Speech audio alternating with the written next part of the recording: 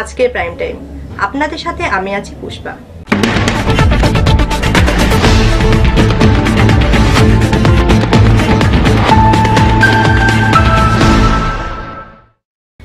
এখন খবর বিস্তারিত।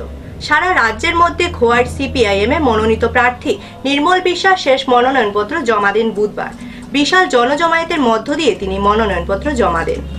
গোটা রাজ্যের মধ্যেই সিপিআইএম প্রার্থী হিসাবে খোয়াইয়ে শেষ মনোনয়নপত্রটি জমা দেন বাম প্রার্থী নির্মল বিশ্বাস। এসএফআইয়ের প্রাক্তন রাজ্য সম্পাদক, বর্তমান সিআই2 এর রাজ্য কমিটির সম্পাদক, সিপিআইএম জেলা কমিটির সদস্য নির্মল বিশ্বাস বুধবার জনশ্রুতে মনোনয়নপত্র দাখিল করতে যান। খোয়াই মহকুমা কার্যালয় থেকে শুরু হয় সিপিআইএম প্রার্থী নির্মল বিশ্বাসকে সামনে রেখে মিছিল। খোয়াই গোটা শহর জুড়ে যেন এদিন লাল সুনামিতে ঢেকে যায়। প্রার্থী নির্মল বিশ্বাসের সঙ্গে মিছিলের পূর্বভাগে ছিলেন মহকুমা কমিটির সম্পাদক পদ্মকুমার দেববর্মা, জেলা সম্পাদক মণ্ডলীর সদস্য সুখেন্দু বিকাশ দে, জেলা কমিটির সদস্য বিদ্যুৎ ভট্টাচার্য সহ মহকুমা স্তরের নেতৃবৃন্দরা। নির্মল বিশ্বাস রিটার্নিং অফিসার তথা মহকুমা শাসক বিম্বিসার ভট্টাচার্যের হাতে মনোনয়নপত্র তুলে দেন। সিপিআইএম প্রার্থী নির্মল বিশ্বাস সংবাদ মাধ্যমকে বলেন, খোয়াইয়ের মানুষ শান্তি, সম্প্রীতি ও উন্নয়নের লক্ষ্যে অষ্টম বামফ্রন্ট সরকার গঠন করতে ওনাকে বিপুল ভোটে জয়ী করবেন। আজ খোয়াই বিধানসভা কেন্দ্রে আমরা মনোনয়নপত্র জমা দিতে যাচ্ছি। 25 খোয়াই বিধানসভা কেন্দ্রের বামফ্রন্ট প্রার্থী হিসাবে আমি নির্মল বিশ্বাস আজ রিটার্নিং অফিসারের নিকট মনোনয়নপত্র কিছুক্ষণ পর জমা দেব। আমরা আশাবাদী এই বিধানসভা নির্বাচনে সারা রাজ্যের সঙ্গে আমাদের খোয়াইয়ের মানুষ শান্তি, সম্প্রীতি, উন্নয়ন এবং রাজ্যের অখণ্ডতা রক্ষায় কাস্তে হাতুড়ি তারা চিহ্নে ভোট দিয়ে বিপুল ভোটে বামফ্রন্টের প্রার্থী হিসাবে আমাকে জয়যুক্ত করবেন। পাশাপাশি বুধবার খোয়াই বিধানসভা কেন্দ্রের বিজেপির মনোনীত প্রার্থী অমিত রক্ষিত মনোনয়নপত্র জমা দেন। অমিত রক্ষিতের মনোনয়নপত্র জমা দেওয়ার সময় জনঢল নামে খোয়াই জুড়ে। দু দলেই জয়ের জন্য আশাবাদী। এখন দেখার বিষয় শেষ জয়ের হাসি কে হাসে। চলো পাল্টাই স্লোগানকে সামনে রেখে খোয়াই মহকুমার খোয়াই আসনে বিজেপি প্রার্থী অমিত রক্ষিত দলীয় কার্যালয় থেকে বর্ণাঢ্য মিছিলের মাধ্যমে খোয়াই শহর পরিক্রমা করে মনোনয়নপত্র জমা দেন। মনোনয়নপত্র জমা দিয়ে অমিত রক্ষিত বলেন, এই নির্বাচন সাধারণ নির্বাচন নয়, এটা হচ্ছে দ্বিতীয় স্বাধীনতা সংগ্রামের মতো। সিপিআইএমের পতনের সূচনা হচ্ছে এক ঐতিহাসিক পরিবর্তনের জন্য রাজ্যবাসী অপেক্ষা করছে, যা 2018 বিধানসভা নির্বাচনে পূর্ণ হতে চলেছে। তিনি দাবি করে বলেন, খোয়াই জেলা থেকে সিপিআইএম নিশ্চিহ্ন হয়ে যাবে। এই নির্বাচন সাধারণ নির্বাচন নয়, এটা আমাদের দ্বিতীয় স্বাধীনতা সংগ্রামের মতো। আজকে ওদের পতনের সূচনা হচ্ছে। এক ঐতিহাসিক পরিবর্তনের জন্য রাজ্যবাসী অপেক্ষা করছিল, যেটা 2018 অ্যাসেম্বলি ইলেকশনে পূর্ণ হতে চলছে। খোয়াই থেকে যেটা সিপিএমের গড় বলা হতো, এখান থেকে আমি নিশ্চিত হয়ে বলতে পারি যে নিশ্চিহ্ন হয়ে যাবে খোয়াই জেলা থেকে সিপিএম। আর খোয়াইতে যেখানে আমি বলবো কমিউনিস্ট আন্দোলনের গোড়াপত্তন হয়েছিল, সেখানে তো চিহ্ন মাত্র থাকবে না। খোয়াই প্রতিনিধি রিপোর্ট, নিউজ বাংলা। মনোনয়নপত্র জমা দেওয়ার শেষ দিনে বুধবার পরিবর্তনের লক্ষ্যকে সামনে রেখে মনোনয়নপত্র জমা দিলেন বিজেপি রাজ্য সভাপতি বিপ্লব দেব সহ দলের অন্যান্য প্রার্থীরা। হাজার হাজার কর্মী সমর্থকদের উপস্থিতি প্রমাণ করছে আসন্ন বিধানসভা নির্বাচনে পরিবর্তন অবশ্যম্ভাবী। মনোনয়নপত্র জমা দেওয়ার শেষ দিন রাজধানীর সব বিধানসভা কেন্দ্রের বিজেপি প্রার্থীরা তাদের মনোনয়নপত্র জমা দেন। 9 বনমালীপুর কেন্দ্রে বিজেপি প্রার্থী তথা বিজেপি সভাপতি বিপ্লব দেব মনোনয়নপত্র জমা দেন। মন্দিরে পুজো দিয়ে এবং দলের সর্বভারতীয় কেন্দ্রীয় নেতৃত্বকে পাশে রেখে মনোনয়নপত্র জমা দিলেন বিজেপি সভাপতি বিপ্লব দেব। মনোনয়নপত্র জমা দেওয়ার দিনেই আত্মপ্রত্যয়ী বিপ্লব দেবের চোখে মুখে জয়ের আস্থা ফুটে ওঠে। উজ্জীবিত রাজ্য বিজেপি কর্মী সমর্থকরা। অপেক্ষা 3রা মার্চের। এদিকে বিজেপির আরেকজন হেভিওয়েট নেতা সুদীপ রায় বর্মনও কৃষ্ণনগর বিধানসভা কেন্দ্র থেকে ওনার মনোনয়নপত্র জমা দিলেন। মনোনয়নপত্র জমা দিয়ে তিনি সংবাদ মাধ্যমকে বলেন, যে রাজ্যের মানুষ সিপিআইএমকে যথেষ্ট সুযোগ দিয়েছে, কিন্তু কি করেছে বেকারদের সম্পর্কে। তিনি বলেন, এই যে ত্রিপুরার মুখ্যমন্ত্রী কিছু নেতিবাচক কথাবার্তা বলা ছাড়া, মানুষকে বিভ্রান্ত করা ছাড়া কোনো দিশা দেখাতে পারছেন না। তাই মানুষ সিদ্ধান্ত নিয়েছে এবার সিপিআইএমকে নয়, রাজ্যে বিজেপি সরকার গঠন করবেই। আমাদের প্রত্যাশা দেখুন, আমরা খুব আশাবাদী যে রাজ্যে মানুষ সিপিএমকে যথেষ্ট সুযোগ দিয়েছে। এবার মানুষ হিসেব করতে শুরু করেছে কি পেলাম 25 বছরে। আর্থসামাজিক বেকাররা হিসেব করতে শুরু করেছে। অতি কষ্টে আমরা শিক্ষিত হলাম, সকলকে চাকরি দিতে পারবে তা আমরা কোনোদিনও বলি না, কিন্তু চাকরির নামে কারা পাচ্ছে হিসেব করছে এরা। কর্মসংস্থানের কতটুকু কি বন্দোবস্ত করতে পেরেছে বেকার সমাজ, যুব সমাজ হিসেব করতে শুরু করেছে। এদের কোনো এই যে মুখ্যমন্ত্রীর বক্তব্যগুলো আপনারা শুনছেন, কভার করছেন আপনারা, বলুন তো he is a chief minister, what is his vision regarding Tripura? নেতিবাচক কিছু কথাবার্তা বলা ছাড়া, মানুষকে বিভ্রান্ত করা ছাড়া একটা ভুল কিছু দিশা দেখাতে পারছেন। তো মানুষ বুঝতে পারছে যে এই অপপ্রচার চালিয়ে মিথ্যা ফুলঝুরি এবং মানুষকে বিভ্রান্ত করে গুমরাহ করে ক্ষমতা দখল করতে চাইছে। মানুষ এবার হিসেব করবে। কর্মচারীরা বিশ্বাস করতে শুরু করে যে না, এরা থাকলে আমরা শিক্ষক, কর্মচারী, পেনশনার্সরা আমরা আমাদের ন্যায্য দাবি দাওয়া আদায় করতে পারবো না। কৃষকরা বুঝতে শুরু করেছে যে না, এই জামানায় আমরা আমাদের যে ন্যায্য অধিকার যেগুলো কেন্দ্রীয় সরকার দ্বারা যে প্রকল্পগুলো ঘোষণা করেছে কৃষকদের স্বার্থে, আমরা এই সুফল থেকে আমরা ডিপ্রাইভ হব। এসসি, এসটি, ওবিসি, সংখ্যালঘু তারা তাদের লেজিটিমেট রাইটস কোনোদিন এই জামানায় পাবে না হিসেব করতে শুরু করেছে। কাজে আমাদের মনে কোনো সন্দেহ নেই, যেহেতু মানুষ একটা বিশ্বাস করতে শুরু করে যে নরেন্দ্র মোদীর নেতৃত্বে, অমিত শাহর স্টিওয়ার্ডশিপে যে এ রাজ্যে পরিবর্তনটা সম্ভব, এবং মানুষ একটা রিস্ক নিয়েছে। এবং আমরা আরও বেশি আত্মবিশ্বাসী হয়েছে এই কারণে, সত্যিকারের যারা কমিউনিস্ট বন্ধুরা রয়েছে তারা আমাদেরকে সহযোগিতার হাত বাড়িয়ে দিয়েছে। যদিও আমরা বলিনি আমাদের দলে যোগদান করো, তোমরা ভুল শিবিরে রয়েছে, মানিক সরকারের মতো আমরা এই স্লোগানটা দেইনি, আমরা বরঞ্চ বলেছি থাকো ওই জায়গায়, কিন্তু এই আদর্শচ্যুত, নীতিচ্যুত বামফ্রন্টকে তোমরা ক্ষমতাচ্যুত করার প্রয়োজনীয় ব্যবস্থা নাও, গণতান্ত্রিক পদ্ধতিতে, গোপন জায়গায়, গোপন ডেরায়, ওখানে গিয়ে। এখন মানুষকে বিভ্রান্ত করার প্রচেষ্টা, এখন গিয়ে বাড়ি বাড়ি গিয়ে নারী সমিতি, গণতান্ত্রিক নারী সমিতিটা বলছে শুনুন এবার তো জানেন তো ভিভিপ্যাটে আপনার ছবি উঠবে কাকে ভোট দিচ্ছে, এরকম যেখানে ইলিটারেসি বেশি এই জায়গাগুলো গিয়ে এই সমস্ত আবল তাবল কথা বলতে শুরু করেছে। কিন্তু মানুষ একটা সিদ্ধান্ত নিয়ে রেখেছে যে এই 18 তারিখ ভোটে বামফ্রন্টকে একটা সমুচিত জবাব দেবে গণতান্ত্রিক পদ্ধতিতে, ইভিএম এর মাধ্যমে, ওই গোপন জায়গায় গিয়ে যখন কেউ কাউকে দেখবে না, এবং দেখবেন যখন 3 তারিখ রেজাল্ট বেরিয়ে আসবে চারদিকে পদ্ম ফুলের জয় জয়কার আপনারা দেখতে পারবেন। আগরতলা প্রতিনিধি রিপোর্ট, নিউজ বাংলা। শান্তি, সম্প্রীতি ও উন্নয়নের ধারাকে অব্যাহত রাখতে অষ্টম বামফ্রন্ট সরকার গড়ার লক্ষ্যে বুধবার গোলাঘাটিতে নির্বাচনী জনসভা করেন রাজ্যের মুখ্যমন্ত্রী তথা পলিট ব্যুরোর সদস্য মানিক সরকার। এদিনের এই জনসভায় লাল স্রোতের উচ্ছ্বাস দেখা যায়। কংগ্রেসকে পাল্টে কেন্দ্রে ক্ষমতা দখলের নাম করে এ রাজ্যের শান্তি, সম্প্রীতি, উন্নয়ন, সংহতি এবং ধর্মনিরপেক্ষতার যে সুন্দর একটা বাতাবরণ আছে তা বিনষ্ট করার একটা ঘৃণ্য ষড়যন্ত্রে লিপ্ত হয়েছে বিজেপি। সাথে যুক্ত হয়েছে আইপিএফটি, যারা এনএলএফটির রাজনৈতিক মুখোশ। কারণ রতনেই রতন চেনে। কথাগুলি বলেন রাজ্যের মাননীয় মুখ্যমন্ত্রী তথা পলিট ব্যুরোর সদস্য মানিক সরকার। সমর্থন করবেন পাল্টানোর নামে ভারতবর্ষে কংগ্রেসকে পাল্টিয়ে এরা ক্ষমতা দখল করে গোটা ভারতবর্ষে যে লন্ডভন্ড করছে।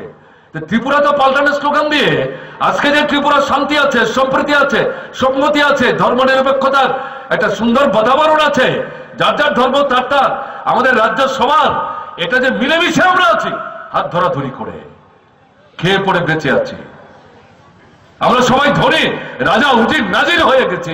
ঘটনা হতো তা না, কিন্তু আমাদের মধ্যে সম্প্রীতি আছে, সদ্ভাব আছে। পাল্টানোর কথা বলা মানে হচ্ছে ভারতবর্ষকে যেভাবে লন্ডভন্ড করছে, ত্রিপুরাকে চলো লন্ডভন্ড করি। সমর্থন করবেন? এর সাথে আইপিএফটি দিয়েছে, রতনে রতন চেনে।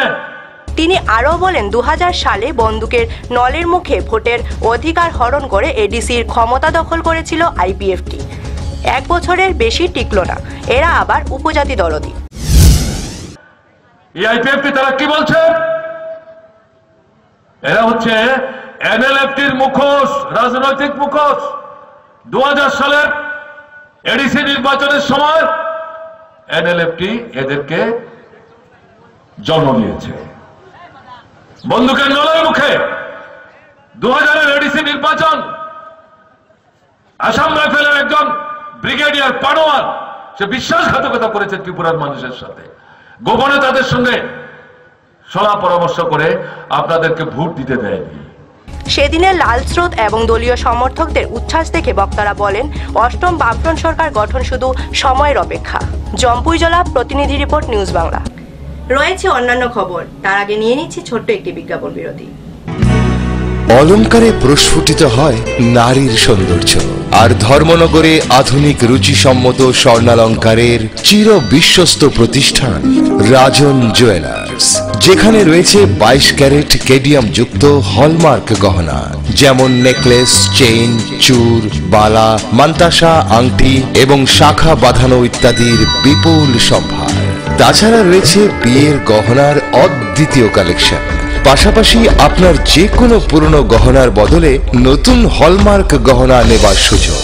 তাই এখন সোনার গহনা মানেই রাজন জুয়েলার্স, বিবেকানন্দ রোড, ধর্মনগর, উত্তর ত্রিপুরা।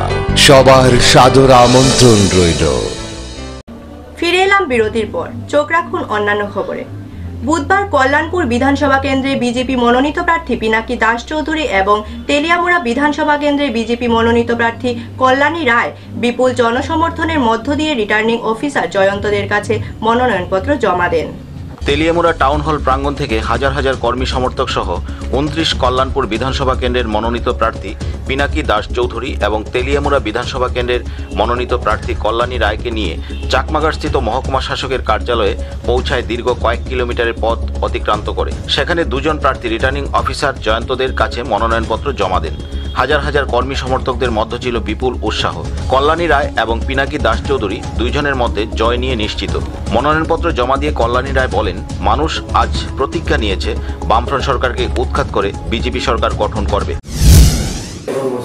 আজকে ভারতীয় জনতা পার্টির সমস্ত কার্যকর্তারা যে উচ্ছ্বাস, যে বাঁধন ছাড়া উচ্ছ্বাস তারা দেখিয়েছে এবং সবকা সাথ সবকা বিকাশ এই মূল মন্ত্রে দীক্ষিত হয়ে সমগ্র ত্রিপুরার রাজ্যে আগামী 18 ফেব্রুয়ারি যে নির্বাচন হচ্ছে, সাধারণ নির্বাচন, এই নির্বাচনে মানুষ আজ প্রতিজ্ঞা নিয়েছে এই বামফ্রন্ট সরকারকে ত্রিপুরা রাজ্যের ক্ষমতা থেকে উৎখাত করে ভারতীয় জনতা পার্টির সরকার গঠন করবে।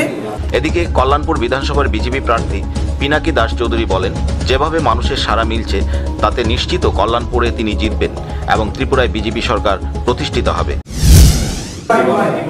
কল্যাণপুর মন্ডলে ভারতীয় জনতা পার্টির প্রার্থী হিসাবে মনোনয়ন দাখিল করেছি এবং এই মনোনয়ন দাখিলে আমাদের কল্যাণপুর মন্ডলের সকাল থেকেই একটা উৎসবের রেওয়াজ শুরু হয়েছিল। উৎসবের মেজাজে মানুষ হাজির হয়েছিল, গাড়ি ভর্তি হয়ে পূজায় হয়ে হাজার হাজার মানুষ তেলিয়ামুড়ায় সামিল হয়েছে এবং আমরা টাউন হলের সামনে থেকে পায়ে হেঁটে আমরা সেই নমিনেশন দাখিল করেছি এবং আজকের এই নমিনেশন দাখিলের যে মিছিল সংগঠিত হয়েছে তাতে প্রমাণিত হয়েছে আমরা আগামী দিন 2018 সালে যে বিধানসভা নির্বাচন, এই নির্বাচনে আমাদের কল্যাণপুর বিধানসভা নিশ্চিত জয়, সেটা শুধু সময়ের অপেক্ষা এবং ত্রিপুরা রাজ্যে ভারতীয় জনতা পার্টির নেতৃত্বে আগামী দিন সরকার প্রতিষ্ঠিত হচ্ছে, সেটা নিশ্চিত শুধু সময়ের অপেক্ষা। তেলিয়ামুড়া প্রতিনিধি রিপোর্ট, নিউজ বাংলা। অষ্টম বামফ্রন্ট সরকার গঠনের লক্ষ্যে প্রমোদনগর বিধানসভার বামফ্রন্ট মনোনীত প্রার্থী মনীন্দ্র দাসের সমর্থনে সিপিআইএম এর বিশাল সমাবেশ অনুষ্ঠিত হয়। এই সমাবেশে প্রধান বক্তা ছিলেন সিপিআইএম এর সাধারণ সম্পাদক সীতারাম ইয়েচুরি। রাজ্যে শান্তি, সম্প্রীতি, উন্নয়ন ও অখণ্ডতা বজায় রাখতে আরও বেশি ভোটে আরও বেশি আসনে সিপিআইএম তেলিয়ামুড়া মহকুমা কমিটির ডাকে 29 কল্যাণপুর প্রমোদনগর বিধানসভার প্রার্থী মনীন্দ্র দাসকে জয়ী করার লক্ষ্যে কল্যাণপুরের গোপালনগরের রামকৃষ্ণ আশ্রম সংলগ্ন মাঠে সিপিআইএম কর্মীদের নিয়ে এক বিশাল জনসমাবেশ অনুষ্ঠিত হয়। শুরুতে কল্যাণপুরের বিভিন্ন প্রান্ত থেকে অষ্টম বামফ্রন্ট সরকার গড়ার স্লোগান তুলে মিছিল আসে জনসভায়। অগণিত মানুষের সামনে গোবিন্দ দেববর্মাকে সভাপতি করে প্রধান বক্তা হিসেবে ভাষণ রাখেন সিপিআইএম সাধারণ সম্পাদক সীতারাম ইয়েচুরি। এছাড়াও বক্তব্য রাখেন সিপিআইএম কেন্দ্রীয় কমিটির সদস্য গৌতম দাস, নারী নেত্রী গায়ত্রী দত্ত, বিধায়ক মনীন্দ্র দাস সহ প্রমুখরা। বিজেপি এবং টিপ্রাল্যান্ড জোট নিয়ে অশান্তি, অস্থিরতার চিহ্ন দেখছেন। নরেন্দ্র মোদী প্রধানমন্ত্রী হওয়ার পর 26% কৃষক আত্মহত্যা করছে। এছাড়া আরও বলেন, তাই জন্য এবার ভোট আপনাকে দিতে হবে নিজে আপনার জন্য, আর এই ভোট যদি আপনার জন্য দিতে হবে, আপনার পরিবারের জন্য দিতে হবে, আপনার ছেলে মেয়েদের জন্য দিতে হবে, তখন এই লাল ঝান্ডাকে বিনা, এই বাম মোর্চাকে বিনা এই কাজটা পুরো হবে না ত্রিপুরাতে। তাই জন্য অষ্টম বামফ্রন্ট সরকার আবার আসবার দরকার ত্রিপুরার জন্য, আপনার জন্য, আমার দেশের জন্য, আমাদের ভারতের জন্য।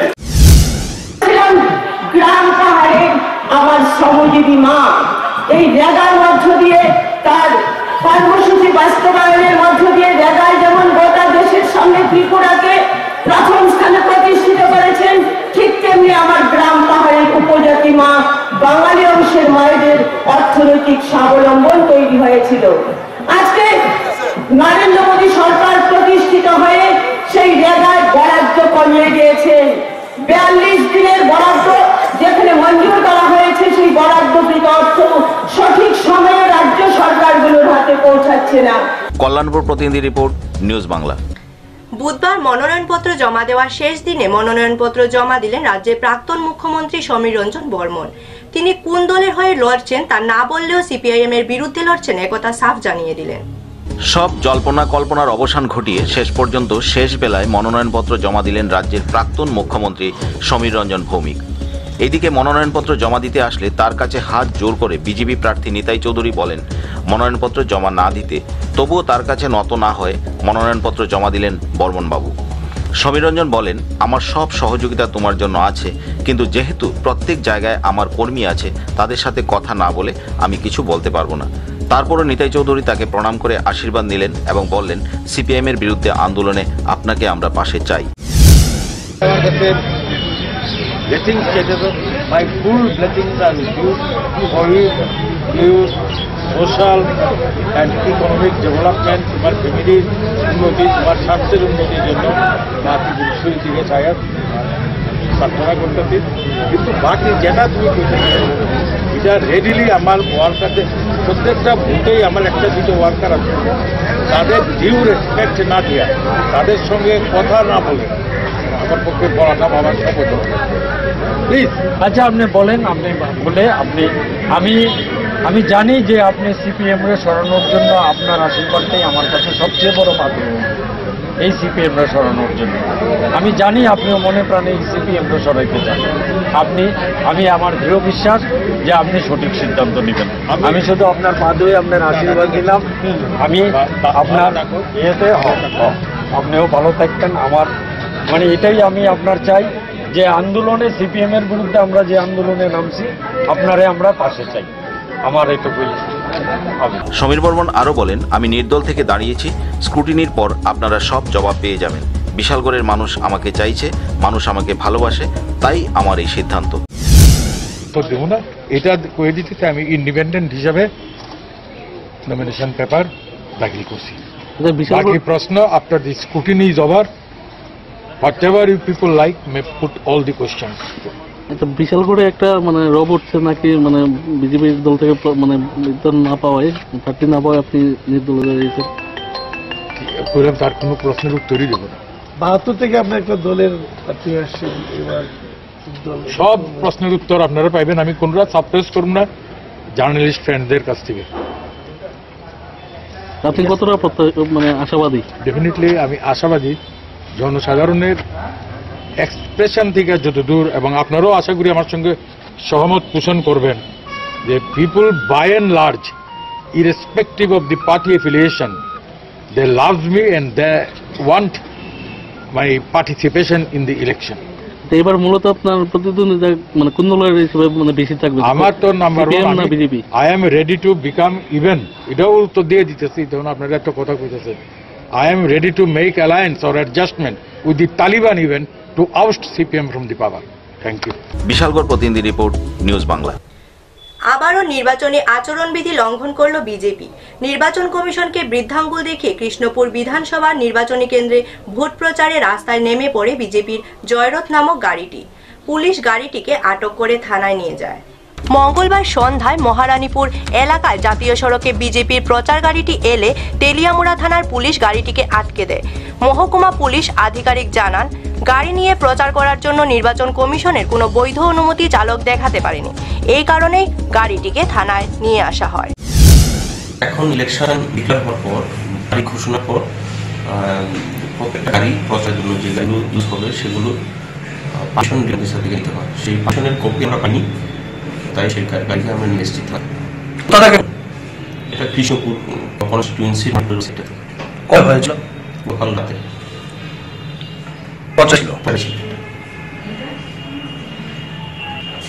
টেলিয়ামুড়া প্রতিনিধি রিপোর্ট, নিউজ বাংলা। এখনকার মতো প্রাইম টাইম নিউজ এ পর্যন্তই। আমাদের পরবর্তী অনুষ্ঠান দেখার জন্য চোখ রাখুন নিউজ বাংলার পর্দায়।